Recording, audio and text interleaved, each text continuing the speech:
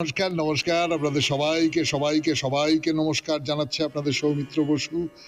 সবাইকে অজস্র শুভকামনা জানাচ্ছে, সবাইকে স্বাগত জানাচ্ছে আজকের এই শরণাগত অনুষ্ঠানে এবং সবাইকে শুভ সকাল জানাচ্ছে। শুভ হোক, সকলের শুভ হোক, সকলের ভালো হোক, সকলের মঙ্গল হোক।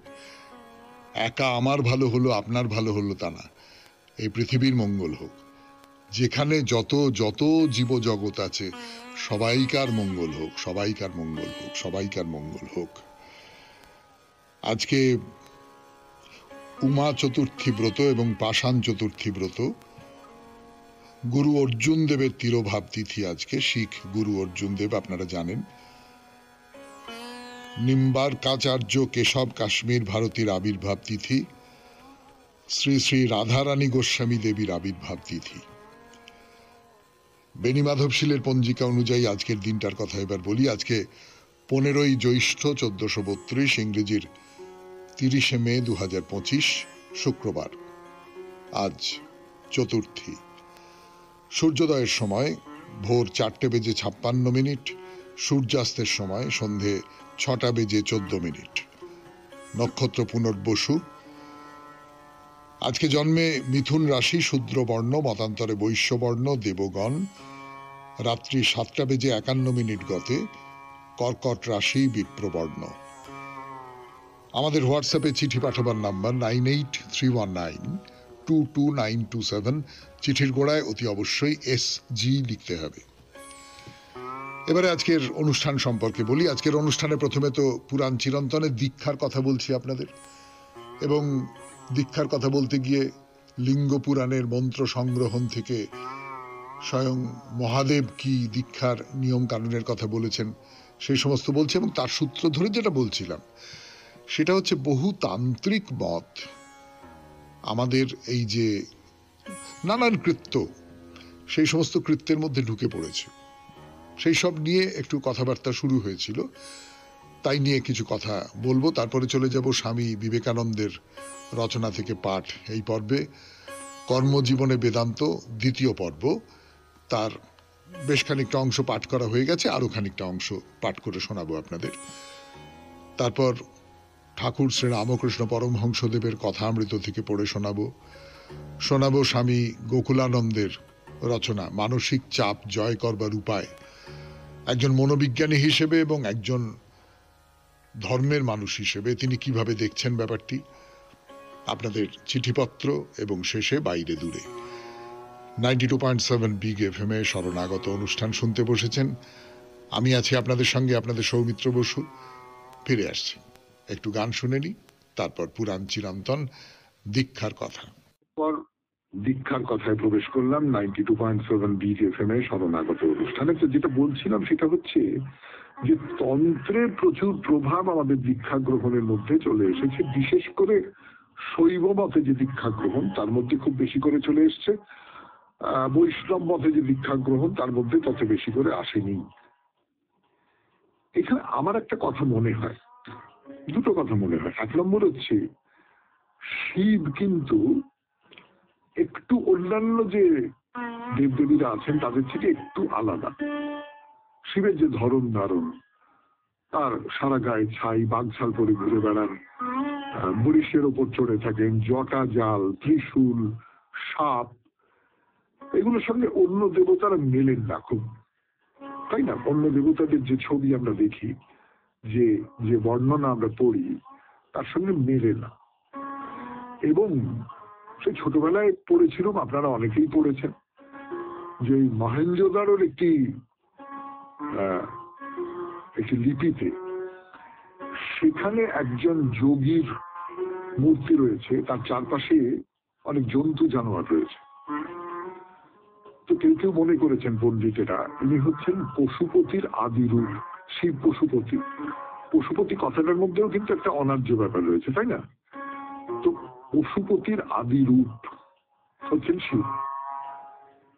ফলে যদি এই দিক থেকে দেখি তাহলে যে তান্ত্রিক ভাবনা চিন্তা যেটা আর্যরা এখানে আসার আগে থেকেই আছে, সেই ভাবনা চিন্তা শৈব দীক্ষা গ্রহণে বা শৈব যে রীতি তার মধ্যে প্রবেশ করা সেইটা অনেক বেশি স্বাভাবিক বিষ্ণু বা বৈষ্ণব রীতির তুলনায়।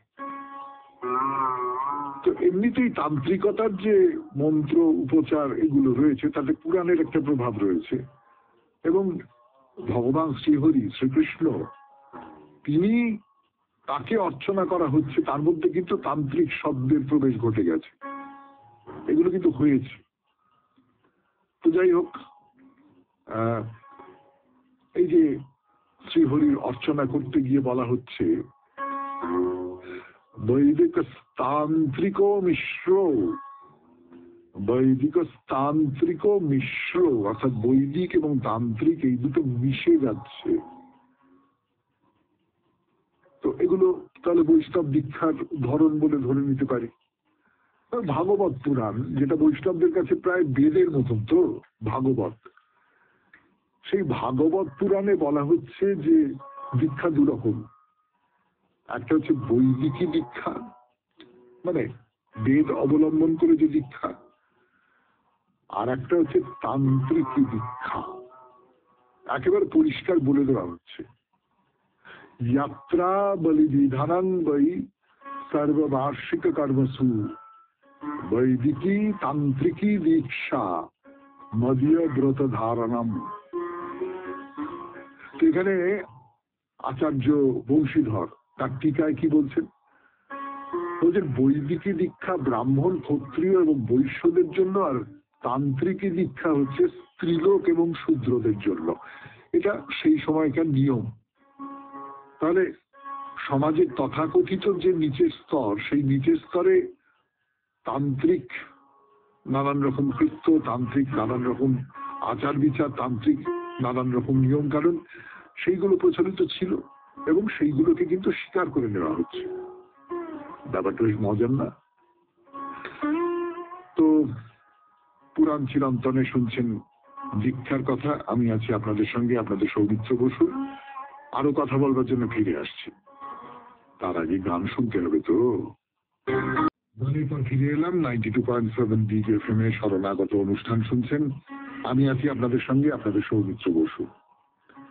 তো তাহলে যেটা দাঁড়াচ্ছে যে ব্রাহ্মণ, ক্ষত্রিয়, বৈশ্য এবং শূদ্র বা স্ত্রীলোককে তখন খুব নিচে করে রেখে দেওয়া হতো। এই স্ত্রীলোকদের জন্য তান্ত্রিকী দীক্ষা, এবং সেটা বলবার সঙ্গে সঙ্গে দীক্ষা গ্রহণ করা কত দরকার, দীক্ষার কত মাহাত্ম্য, সেই সমস্ত কথাও এই বংশীধর বলছেন, নানান গ্রন্থ থেকে বলছেন, উদ্ধৃতি দিয়ে দিয়ে বলছেন। কিন্তু এই যে ভাগবত পুরাণে যে তান্ত্রিকী দীক্ষার কথা বলা হচ্ছে, সেইটা যে পঞ্চরাত্রাদি আগম সিদ্ধ দীক্ষা, সে কথা প্রথমেই খুব স্পষ্ট করে দিচ্ছেন ভাগবত পুরাণের টিকাকার শ্রীধর স্বামী।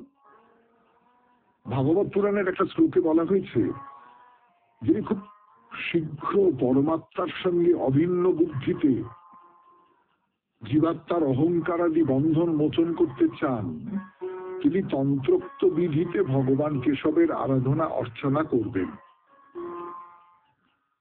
ব্যাপারটা আরেকবার ভালো করে দেখি। বলছেন, যিনি খুব তাড়াতাড়ি পরমাত্মার সঙ্গে অভিন্ন বুদ্ধিতে জীবাত্মার অহংকারাদি বন্ধন মোচন করতে চান, খুব দ্রুত যিনি পরমাত্মার কাছে যেতে চান, বা জীবাত্মার যে সমস্ত রিপু আছে, অহংকার ইত্যাদি যে বন্ধন আছে, সেইগুলো থেকে মুক্ত হতে চান, তাহলে তাকে তান্ত্রিক মতে সাধনা করতে হবে। এবং এই তন্ত্র কাকে বলছে? শ্রীধর স্বামী কি বলছেন? তন্ত্রম আগমা। আর বংশীধর কি বলছেন? বলছেন আগম হলো পঞ্চরাত্রাদি আগম। বৈদিক দীক্ষায় জ্ঞান সাধন, নিষ্কাম কর্ম করার কথা বলে, কিন্তু তান্ত্রিক দীক্ষা সেখান থেকে বেশ খানিকটা আলাদা হয়ে যায়। তো যাই হোক, আমরা এই সমস্ত জটিলতার মধ্যে ঢুকবো না, আমরা বরং শেষ করব আজকের পুরাণ চিরন্তন। এরপরে গানের পর স্বামী বিবেকানন্দের রচনা থেকে পড়ে শোনাবো কর্মজীবনে বেদান্ত দ্বিতীয় পর্ব। আমি আছি আপনাদের সঙ্গে, আপনাদের সৌমিত্র বসু। কর্মজীবনে বেদান্ত দ্বিতীয় পর্ব। যতটা পড়েছিলাম যে মানুষ ধ্যান বলে বিশুদ্ধ চিত্ত হয়ে তারপর দেহ রেখেছেন, তার কিভাবে পরলোক প্রাপ্তি হয় সেই কথা স্বামী বিবেকানন্দ বলেছেন। বলার পরে কি বলছেন সেটা পড়ব। এই মাস, বৎসর প্রভৃতি শব্দের অর্থ কি কেহই ভালো করিয়া বুঝেন না। সকলেই সকপল কল্পিত অর্থ করিয়া থাকেন। আবার অনেকে বলেন এইসব বাজে কথা মাত্র। এই চন্দ্রলোক, সূর্যলোক প্রভৃতিতে যাওয়ার অর্থ কি? আর এই যে অমানব ব্যক্তি আসিয়া বিদ্যুল্লোক হইতে ব্রহ্মলোকে লইয়া যান, ইহারই বা অর্থ কি? হিন্দুদের মধ্যে একটি ধারণা ছিল যে চন্দ্রলোকে প্রাণীর বাস আছে। ইহার পরে আমরা পাইব কি করিয়া চন্দ্রলোক হইতে পতিত হইয়া মানুষ পৃথিবীতে উৎপন্ন হয়। যাহারা জ্ঞান লাভ করে নাই কিন্তু এই জীবনে শুভকর্ম করিয়াছে, তাহাদের যখন মৃত্যু হয় তাহারা প্রথমে ধূমপথে গমন করে, পরে রাত্রি, তারপর কৃষ্ণপক্ষ, তারপর দক্ষিণায়ন ষান্মাস, তারপর বৎসর হইতে তাহারা পিতৃলোকে গমন করে। পিতৃলোক হইতে আকাশে, আকাশ হইতে চন্দ্রলোকে গমন করে। চন্দ্রলোকে দেবতাদের ভোগ্যরূপে পরিণত হইয়া দেব জন্মগ্রহণ করে। যতদিন তাহাদের পুণ্যক্ষয় না হয় ততদিন চন্দ্রলোকে বাস করিতে থাকে। আর কর্মফল শেষ হইলে পুনর্বার তাহাদিগকে পৃথিবীতে আসিতে হয়। তাহারা প্রথমে আকাশ রূপে পরিণত হয়, তারপর বায়ু, তারপরে ধূম, তারপরে মেঘ প্রভৃতি রূপে পরিণত হইয়া শেষে বৃষ্টিকণাকে আশ্রয় করিয়া ভূপৃষ্ঠে পতিত হয়। সেখানে শস্যক্ষেত্রে শস্য রূপে পরিণত হইয়া মনুষ্য কর্তৃক খাদ্য রূপে গৃহীত হয়। অবশেষে তাহাদের সন্তানাদি রূপে জাত হয়। যাহারা সৎকর্ম করিয়াছিল তাহারা সদ্বংশে জন্মগ্রহণ করে, আর যাহারা অসৎকর্ম করিয়াছে তাহাদের অতি নীচ জন্ম হয়। এমনকি তাহাদিগকে কখনো কখনো শূকর জন্ম পর্যন্ত গ্রহণ করিতে হয়। আবার যে সকল প্রাণী দেবযান ও পিতৃযান নামক এই দুই পথের কোন পথে গমন করিতে পারে না, তাহারা পুনঃ পুনঃ জন্মগ্রহণ করে এবং পুনঃ পুনঃ মৃত্যু মুখে পতিত হইয়া থাকে। এই জন্যই পৃথিবী একেবারে পরিপূর্ণ হয় না, একেবারে শূন্য হয় না। আমরা ইহা হইতে কতকগুলি ভাব পাইতে পারি, আর পরে হয়তো আমরা ইহার অর্থ অনেকটা বুঝিতে পারিব। শেষ কথাগুলি অর্থাৎ স্বর্গে গমন করিয়া জীব আবার কিরূপে ফিরিয়া আসে, তাহা প্রথম কথাগুলি অপেক্ষা যেন কিছু স্পষ্টতর বোধ হয়। কিন্তু এই সকল উক্তির তাৎপর্য বোধ হয় এই যে ব্রহ্মানুভূতি ব্যতীত স্বর্গাদি লাভ বৃথা। মনে করো অনেকে আছেন তাহারা এখনো ব্রহ্ম অনুভব করিতে পারেন নাই, কিন্তু ইহলোকে কতকগুলি সৎকর্ম করিয়াছেন, আর সেই কর্ম আবার ফল কামনায় করা হইয়াছে। তাহাদের মৃত্যু হইলে তাহারা এখান ওখান নানা স্থান দিয়া গিয়া স্বর্গে উপস্থিত হন। আর আমরাও যেমন এখানে জন্মিয়া থাকি, তাহারাও ঠিক সেইরূপ দেবতাদের সন্তান রূপে জন্মিয়া থাকেন। আর যতদিন তাহাদের পুণ্যের ফল ক্ষয়প্রাপ্ত না হয় ততদিন তাহারা স্বর্গে বাস করেন। ইহা হইতেই বেদান্তের একটি মূল তত্ত্ব পাওয়া যায়, যাহা কিছু নাম রূপ আছে তাহাই নশ্বর। সুতরাং স্বর্গ অবশ্য নশ্বর হইবে, কারণ সেখানেও নাম রূপ আছে। অনন্ত স্বর্গ স্ববিরোধী বাক্য মাত্র। যেমন এই পৃথিবী কখনো অনন্ত হইতে পারে না, কারণ যে কোনো বস্তুর নাম রূপ আছে, তাহার কালে উৎপত্তি, কালেই স্থিতি এবং কালেই বিনাশ। বেদান্তের এই সিদ্ধান্ত স্থির। সুতরাং অনন্ত স্বর্গের ধারণা পরিত্যক্ত হইল। শুনলেন স্বামী বিবেকানন্দের রচনা থেকে পাঠ। এরপর গান, গানের পর কথা অমৃত। গান শেষ, কথা শুরু। 92.7 FM শরণাগত অনুষ্ঠান শুনছেন। আমি আছি আপনাদের সঙ্গে, আপনাদের সৌমিত্র বসু। ঠাকুর কি বলছেন? বলছেন ব্রহ্মজ্ঞান দুটো রাস্তা দিয়ে হতে পারে। একটা রাস্তা হচ্ছে জ্ঞানের রাস্তা, জ্ঞানযোগ, আর একটা রাস্তা হচ্ছে ভক্তিযোগ। এই দুই পথ দিয়েই ব্রহ্মজ্ঞান হতে পারে। কেউ কেউ ব্রহ্মজ্ঞানের পরেও ভক্তি নিয়ে থাকে লোকশিক্ষার জন্য, যেমন অবতার যারা, চৈতন্যদেব, শ্রীরামকৃষ্ণ পরমহংসদেব, এরকম যারা অবতার, তারা ব্রহ্মজ্ঞান লাভ করেছেন, করা হয়ে গেছে, তা সত্ত্বেও তারা ভক্তি নিয়ে থাকেন, তারা ব্রহ্মের মধ্যে লীন হয়ে যান না। তার কারণ তারা মানুষকে শিক্ষা দেওয়ার জন্য আবির্ভূত হয়েছে। দেহাত্ম বুদ্ধি, আমি বুদ্ধি কিন্তু সহজে যায় না, তার কৃপায় সমাধিস্থ হলে যায়। নির্বিকল্প সমাধি, জড় সমাধি।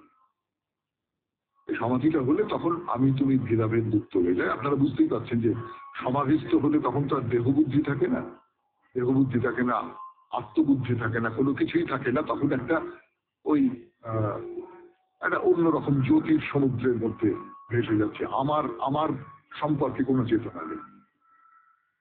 তো সমাধির পর অবতারাদির আমি আবার ফিরেছে, কিন্তু সেটা কোন অহংয়ের আমি নয়। সেটা আমি এটা করেছি, আমি ওটা করেছি, আমি বাড়ি বানিয়েছি, আমি রাস্তাঘাট করেছি, এই আমি না। বিদ্যার আমি, ভক্তের আমি। এই বিদ্যার আমি দিয়ে লোকশিক্ষা হয়। শঙ্করাচার্য, আমরা খুব কাছাকাছির মধ্যে ঠাকুরের কথা বললাম, শ্রী চৈতন্যদেবের কথা বললাম অবতার হিসেবে। ঠাকুর মনে করিয়ে দিলেন শঙ্করাচার্য। শঙ্করাচার্য, আমরা তার জীবন কথা বলেছিলাম শনিবারের যে শরণাগত অনুষ্ঠানে মহাপুরুষের কথায় অনেক দিন ধরে বলেছিলাম, এবং সেখানে দেখেছিলেন যে তিনি এক একটা নতুন জ্ঞান লাভ করছেন এবং শিষ্যদের মধ্যে ছড়িয়ে দিচ্ছেন। এখন যেমন কনফুসিয়াসের কথা বলছি, তিনি যা কিছু বুঝছেন, যা কিছু অনুভব করছেন, যা কিছু জানছেন, সেই সমস্তটা তার শিষ্যদের মধ্যে ছড়িয়ে দিচ্ছেন। এটাও লোকশিক্ষার জন্য তিনি করছেন, তাকেও অবতার বলেও মনে করতে পারি। তো এই শঙ্করাচার্য বিদ্যার আমি রেখেছিল, যে বিদ্যার আমি দিয়ে মানুষ লোকশিক্ষা দেয়। চৈতন্যদেব এই আমি দিয়ে ভক্তি আস্বাদন করতেন, ভক্তি ভক্ত নিয়ে থাকতেন, ঈশ্বরীয় কথা বলতেন, নাম ও সংকীর্তন করতেন। এ হলো বিদ্যার আমি। এ তো সহজে যায় না, তাই ভক্ত জাগ্রত স্বপ্ন প্রভৃতি অবস্থা উড়িয়ে দেয় না। ভক্ত সব অবস্থায় লয়, সত্য, রজ, তম তিন গুণ লয়। ভক্ত দেখে তিনি চতুর্বিংশতি তত্ত্ব হয়ে রয়েছেন, জীবজগৎ হয়ে রয়েছেন। আবার দেখে সাকার চিন্ময় রূপে তিনিই দর্শন দেন। ভক্ত বিদ্যা মায়া আশ্রয় করে থাকে। শুনছেন কথামৃত থেকে পাঠ 92.7 BFM শরণাগত অনুষ্ঠানে। আরো পাঠ করবার জন্য আপনাদের সৌমিত্র বসু ফিরে আসছে গানের পর। আমি আপনাদের সৌমিত্র বসু। ঠাকুর কি বলছেন? ঠাকুর খুব গভীর দর্শনের কথা বলছেন। বলছেন ভক্ত তিনি দেখে যে তিনি সমস্তটা হয়ে রয়েছেন, তিনি জীবজগৎ হয়ে রয়েছেন। আবার দেখে সাকার চিন্ময় রূপে তিনি দর্শন দিচ্ছেন। এ হলো বিদ্যা মায়া। ভক্ত বিদ্যা মায়া আশ্রয় করে থাকে, এবং এই বিদ্যা মায়ার একটা প্রকাশ হচ্ছে সাধু সঙ্গ। যিনি এই বিদ্যা মায়ার মধ্যে নেই, তিনি বলেন সবই তো আমি, তাহলে সাধু সঙ্গ করে কি হবে? কিন্তু ভক্ত বলে সাধু সঙ্গ, তীর্থযাত্রা, তীর্থ দেখা, জ্ঞান, বৈরাগ্য, এই সব আশ্রয় করে থাকে। সে বলে যদি আমি সহজে চলে না যায়, তবে থাক শালা দাস হয়ে, ভক্ত হয়ে থাক। সত্যি সত্যি আপনি ভেবে দেখুন তো, আপনি আপনার নাম অমুক চন্দ্র অমুক, আমার নাম সৌমিত্র বসু, আমার এই যে পরিচয়টা, আমি একজন লোক, আমি এইখানে থাকি, এই করি, শরণাগত অনুষ্ঠান করি, এই করি, সেই করি, এইটাকে আমি ভুলে যেতে পারবো? এইটাকে ভুলে যাওয়া অসম্ভব বলে মনে হয় না? কিন্তু না, অসম্ভব নয়। অনেকে পারে, নিশ্চয়ই পারে। আমি পারি না, আপনি পারেন না, আরেকজন পারেন। কিন্তু আমরা যেটা পারি না, আমরা কি করতে পারি সেক্ষেত্রে? আমি, এই আমিটা কোন আমি? এই আমিটা হচ্ছে বিদ্যার আমি। এই বিদ্যার আমি ব্যাপারটা কি? বিদ্যার আমি ব্যাপারটা হচ্ছে যে আমি তোমার দাস, তুমি আমার প্রভু। আমি অকিঞ্চন, আমি কিচ্ছু না, আমি ভক্ত। তুমি আসল, আমি নিজেকে সম্পূর্ণভাবে তোমার কাছে বিলিয়ে দিয়েছি। আমার নিজস্ব স্বতন্ত্র অহংকার করবার মতো নিজের বলে কিচ্ছু নেই। এই বোধটা যদি মনের মধ্যে জাগিয়ে তুলতে পারি, এইটাকে যদি বিশ্বাস করতে পারি, এই বিশ্বাস যদি করতে পারি, তাহলেই হয়ে গেল। ঠাকুর বলছেন কি? বলছেন ভক্তেরও একাকার জ্ঞান হয়, সেটাকে ঈশ্বর ছাড়ার কিছুই না। স্বপ্নবৎ বলে না, তিনি এইসব হয়েছেন। মোমের বাগানে সবই মোম, তবে নানা রূপ। এই যে মায়া, এই মায়াটা আসলে মোমের বাগান। মোমের বাগান কেন? যদি সত্যি সত্যি জ্ঞানের আলো এর মধ্যে ফেলা যায়, যদি সত্যি সত্যি জ্ঞান ও সূর্যের আলো এর মধ্যে ফেলা যায়, তাহলে সেই মোমের বাগান গলে যাবে, আর কিছু থাকবে না। এই সমস্তটাই আসলে একটা মায়ার জায়গা। তবে এটার জন্য যেটা দরকার, সেটা ঠাকুর বলছেন, সেটা হচ্ছে পাকা ভক্তি। পাকা ভক্তি কাকে বলে?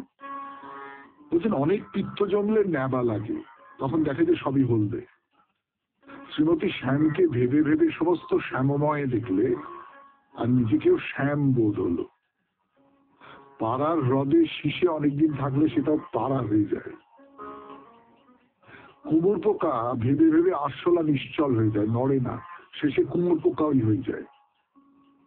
ভক্ত তাকে ভেবে ভেবে অহং শূন্য হয়ে যায়, আবার দেখে তিনি আমি, আমি তিনি।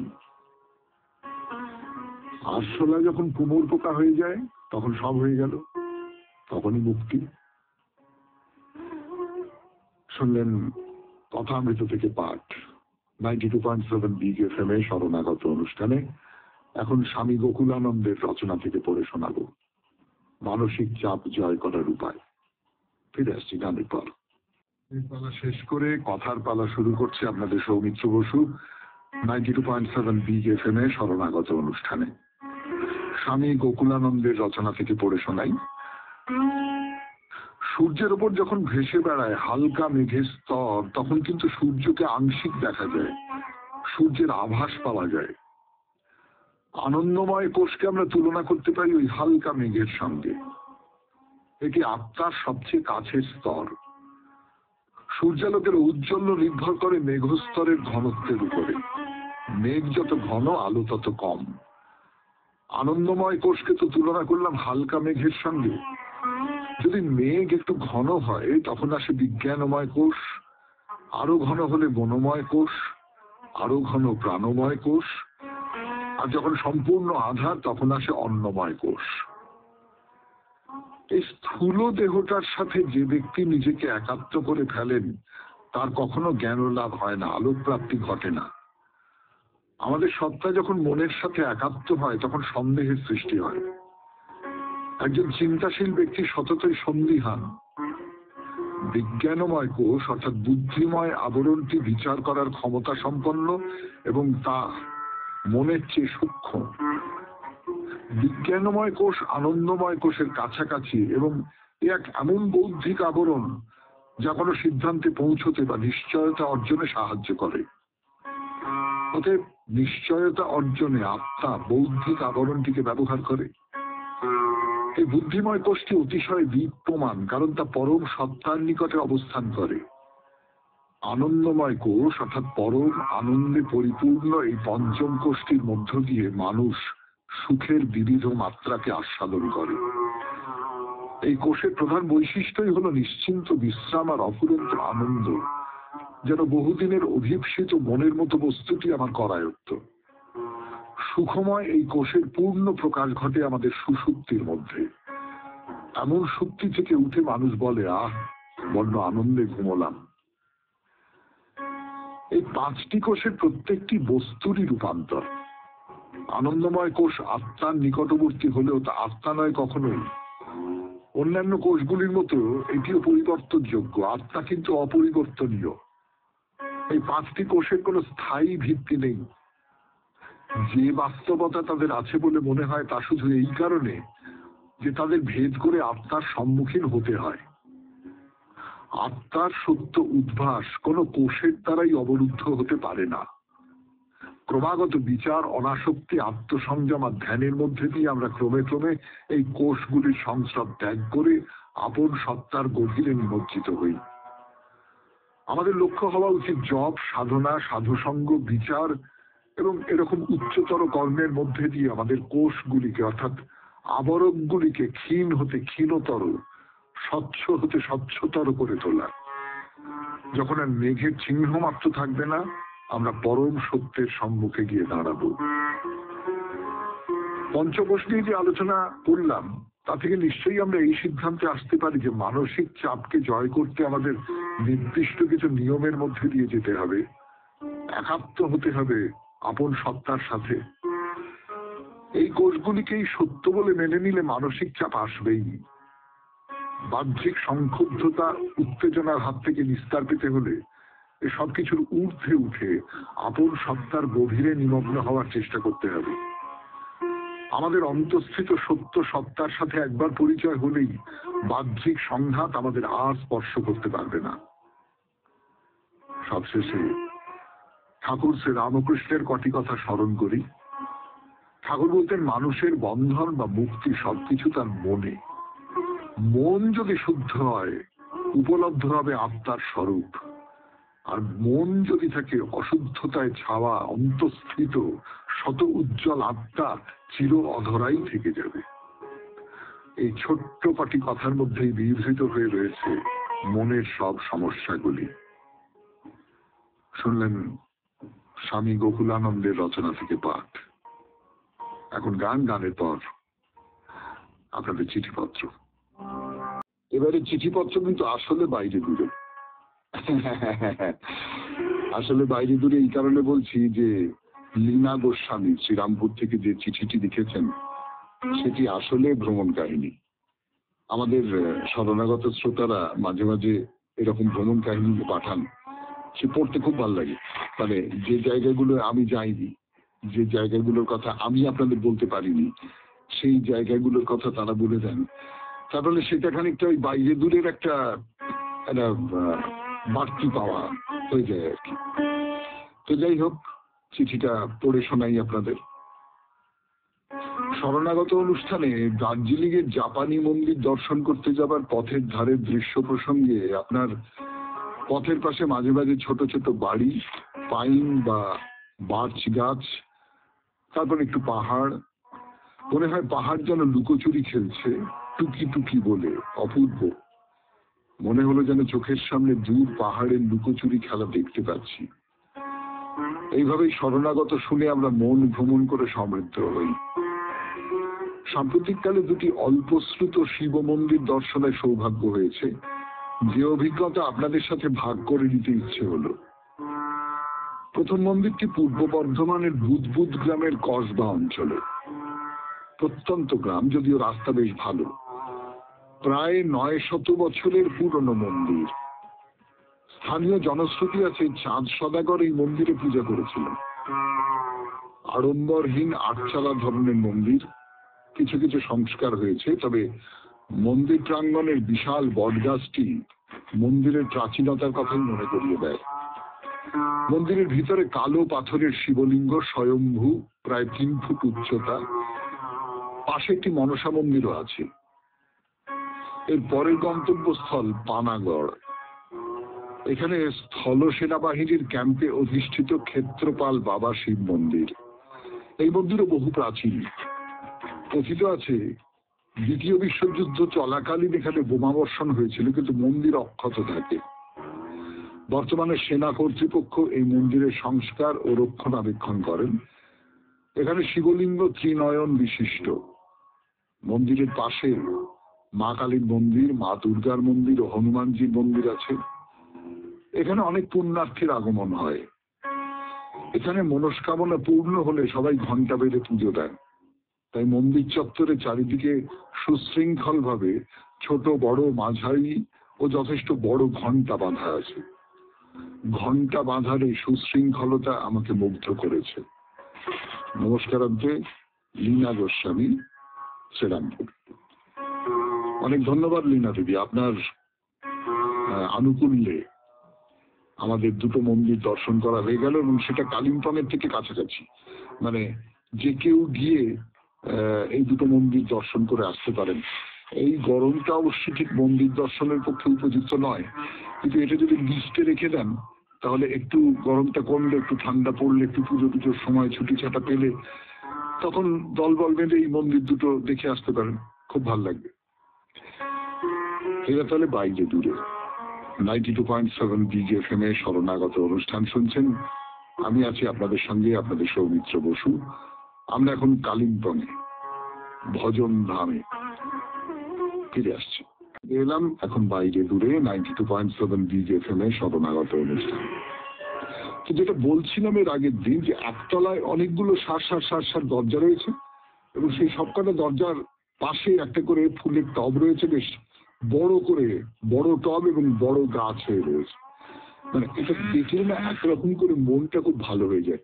মন্দিরের মধ্যে থামের সামনে দরজার গায়ে গাছ লাগিয়ে রেখে দিয়েছেন। মন্দিরের যে, আমি বলছি যে সিমেন্টের তৈরি যে কাঠামো, তার ভেতরে কোথাও সজীব গাছের চাষ হচ্ছে, এটা দেখতে খুব ভালো লাগে। আমি এই দরজা দিয়ে আপাতত ভেতরে ঢুকবো না, আমরা ওখান থেকে একটু বেরিয়ে এসে বাঁদিকে একটা সিঁড়ি উঠে গেছে, সেই সিঁড়ি দিয়ে ওপরে উঠে দেখবার চেষ্টা করি। এই সিঁড়ি দিয়ে আপনি দোতলায় একটা চওড়া বারান্দায় গিয়ে পৌঁছলেন, প্রায় ছাদ বলা যায়, সেরকম একটা জায়গায় এসে উপস্থিত হলেন। তো মন্দির এবং তার যে চূড়া, সেগুলো এখন আপনার অনেক কাছাকাছি চলে এসছে। আপনি অনেক কাছ থেকে তাকে দেখতে পাচ্ছেন, ছুতে পাচ্ছেন না অবশ্যই, কিন্তু দেখতে পাচ্ছেন অনেক কাছ থেকে। তো কথায় কথায় দোতলার কথা বলে ফেলেছি আপনাদের, কিন্তু ওই যে একতলায় মন্দিরের সামনে একটা বাগান আছে, সেই বাগানটার কথা একটু বলি। দোতলাটা কেন বললাম সেটা বলবো আপনাদের। বাগানটা মানে একটা সোনার রঙের দণ্ড আছে সেই বাগানে। সেই দণ্ডের নিচের দিকে কিছু কারুকার্য আছে, মূর্তি বসানো আছে, আর দণ্ডের একেবারে উপরে একটা পতাকা। সেই পতাকার নিচে একজন মানুষের হাতের তালু, তিনি যেন আশীর্বাদের মতন করে বা আশ্বস্ত করার মতন করে হাত তুলে রয়েছে। এই হাত কার? এই হাত কি কৃষ্ণের, নাকি এই হাত মঙ্গলধামের মঙ্গলদাস বাবাজি, নাকি অন্য কোনো সন্ত? আমি জানি না, কিন্তু এই হাতটা আমি দেখতে পাচ্ছি। তো এই যে আসলে এই সিঁড়ি দিয়ে দোতলায় উঠে আসতে বললাম, তার একটা কারণ হচ্ছে যে দণ্ডটার কথা বলছি, সেটা মন্দিরের সামনের যে মাঠ বলবো না বাগানই বলবো, সেই চমৎকার বাগান, সেই বাগানে প্রথিত হয়ে আছে। সেখান থেকে দণ্ডটা উঠে গেছে, এবং সেটা উঠে গেছে দোতলা ছাড়িয়ে। ফলে দণ্ডের মাথায় যা কিছু আছে বলে আমি বলছি, ওই যে সোনার ধরন হাত বা পতাকা যা কিছু বললাম, সেই সমস্তটা ওই দোতলার ছাদ বলুন, বারান্দা বলুন, সেসব জায়গা থেকে আরো ভালো করে দেখতে পাওয়া যাবে। শুনছেন কালিম্পংয়ের মঙ্গল ধামের কথা 92.7 BGFM এ শরণাগত অনুষ্ঠানে। আরো কথা বলবো আপনাদের, ফিরে আসছি। দেখা যাবে সেটা বলবার জন্য দোতলাতে ওঠা, দোতলায় প্রায় ছাদের মতো বিস্তৃত একটা বারান্দা বলুন। শুনছেন 92.7 BGFM এ শরণাগত অনুষ্ঠানে, একেবারে শেষ পর্ব বাইরে দূরে। তো একটু নিচে নেমে আসি, নিচে নেমে এসে দেখি এই বাগানটাকে দেখি। বাগানটা মানে মাঝখানে মাঠ, মাঠ ঘাস, যেখান থেকে দণ্ডটা উঠেছে।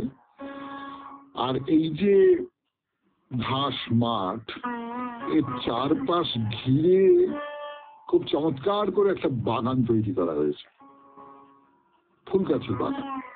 মানে এটা বোঝাই যায় যে এই মন্দিরের যে কর্তৃপক্ষ, তারা কিন্তু গাছ খুব পছন্দ করেন। তারা থামের সামনে গাছ রেখে দেন, তারা মন্দিরের দরজাগুলোর সামনে গাছ রেখে দেন। এটা সাধারণত অনেক মন্দিরেই হয় না, কিন্তু এখানে ওইটা করা হয়, এবং সেটা দেখতে খুব ভালো লাগে। তো সেই একটা খুব চমৎকার বাগান করে দেওয়া হয়েছে। চৌকোনা, চওড়ার দিকে খুব বড় নয়, কিন্তু লম্বার দিকে অনেকখানি লম্বা। আর এই যে বাগানটা, এর পাশ দিয়ে একটা সরু রাস্তা রয়েছে, সেই সরু রাস্তা রেলিং দিয়ে ঘেরা, দুপাশে রেলিং, মাঝখান দিয়ে সরু রাস্তা, মানে একজন ঠিক বড় জোর ঘেঁষাঘেঁষি করে দুজন যেতে পারবেন। সেইটা হচ্ছে মন্দির পরিক্রমা করার রাস্তা। তাহলে আপনি ধরুন এই বাঁদিকে যদি মন্দির হয়, তাহলে আপনি রাস্তা দিয়ে যাচ্ছেন, আপনার বাঁদিকে মন্দির, এবার ডান দিকে রেলিংয়ের শেষে একটু নিচের দিকে নেমে গেছে, খাদের মতন বলবো না, একটু অল্প নেমে গেছে, সেখানে হচ্ছে এই মঙ্গলধাম আশ্রমটি। মন্দিরের সঙ্গে সঙ্গে আশ্রমের কথাটাও তো মনে রাখতে হবে। এটা তো আসলে কেবলমাত্র মন্দির নয়, সেই সঙ্গে সঙ্গে আরো নানান ধরনের কাজ এখানে হয়, সেই কথা আপনাদের বলেছিলাম। তো এই আশ্রমে মন্দিরের শিষ্য সামন্ত যারা আছেন তারা সকলে থাকেন। তো সেটা একটু নিচের দিকে। তাহলে চলুন এবার মন্দিরের ভেতরে প্রবেশ করা যাক। প্রথমে একতলায় প্রবেশ করব। একেবারে শুরুতেই যেটা আপনার চোখে পড়বে একটা ঘর, সেই ঘরের ফ্রেমে বাঁধানো একটা ছবি, মানে খুব বড় ছবি, মানে বেশ লম্বা একটা ছবি। সেই ছবির একেবারে উপরের দিকে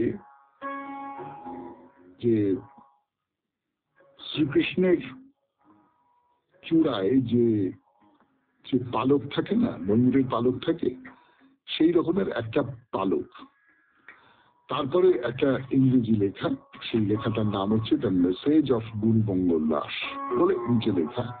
আর বাঁদিকে মঙ্গল দাসের ছবি দাঁড়িয়ে আছে, হাতে লাঠি, গলায় মালা, সাদা পোশাক পরে আছেন তিনি, মাথায় একটি টুপি। এই হলো মঙ্গলদাসজির বাণী, যেটা দেখে আপনি এই মন্দিরে প্রবেশ করবেন। কিন্তু আজকের মতো শরণাগত এখানেই শেষ করি। আমাদের হোয়াটসঅ্যাপে চিঠি পাঠাবার নাম্বার 9831922927। চিঠির গোড়ায় অতি অবশ্যই SG লিখতে হবে। কবিতা শোনাব। কবিতার নাম আকুল আহ্বান। সন্ধে হলো, গৃহ অন্ধকার, মাগো হেথায় প্রদীপ জ্বলে না। একে একে সবাই ঘরে এলো, আমায় যে মা কেউ বলে না। সময় হলো বেঁধে দেব চুল, পরিয়ে দেব রাঙা কাপড় খানি। সাঁঝের তারা সাঁঝের গগনে, কোথায় গেল রানী, আমার রানী। রাত্রি হলো, আধার করে আসে, ঘরে ঘরে প্রদীপ নিভে যায়। আমার ঘরে ঘুম নেই কো শুধু, শূন্য সেজ, শূন্য পানি চায়। কোথায় দুটি নয়ন ঘুমে ভরা, নেতিয়ে পড়া ঘুমিয়ে পড়া মেয়ে। শ্রান্ত দেহে ঢুলে পড়ে তবু, মায়ের তরে আছে বুঝিছে। আধার রাতে চলে গেলি তুই, আধার রাতে চুপি চুপি আয়। কেউ তো তোরে দেখতে পাবে না, তারা শুধু তারার পানে চায়। এই জগৎ কঠিন, কঠিন, কঠিন শুধু মায়ের প্রাণ ছাড়া। সেইখানে তুই আয় মা, ফিরে আয়। এত ডাকি, দিবি নাকি সাড়া।